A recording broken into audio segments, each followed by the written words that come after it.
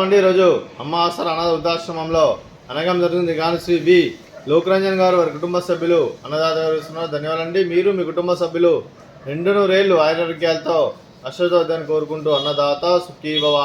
అలాగే ఈరోజు సందర్భం అంటే మానవ సేవే మానవ లక్ష్యంగా 65 మంది నిరాశ్రితుల ఆకలి తీర్చడానికి నెలవారీ దాతగా శ్రీ వి లోకరంజన్ గారిచే భరణి నక్షత్రం సందర్భంగా 2/7/2024 నాడు అనగం చేయడం జరుగుతుంది.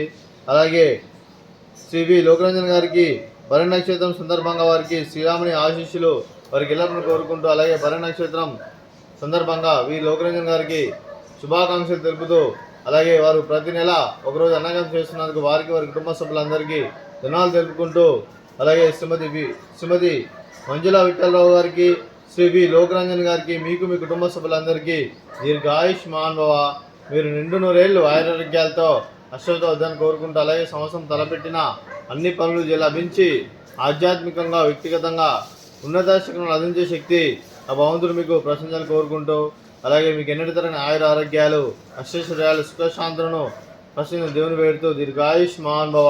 అలాగే శ్రీ వి లోకరంజన్ గారికి వారి కుటుంబ సభ్యులందరికీ ఆ శ్రీరాముని ఆశీస్సులు ఆ పరమశివుని ఆశీస్సులు ఎల్లప్పుడూ కోరుకుంటూ వారికి వారి కుటుంబ సభ్యులందరికీ ధన్యవాదాలు తెలుపుకుంటూ శుభాకాంక్షలండి.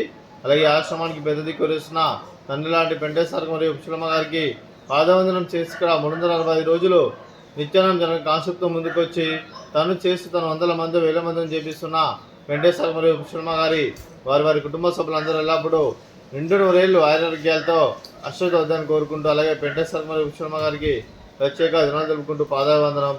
అలాగే రోజు శ్రీ వి లోకరంజన్ గారు మీరు అన్నదానం చేస్తున్నారు, మేము అన్నదానం స్వీకరిస్తున్న దాత సుఖీభవ.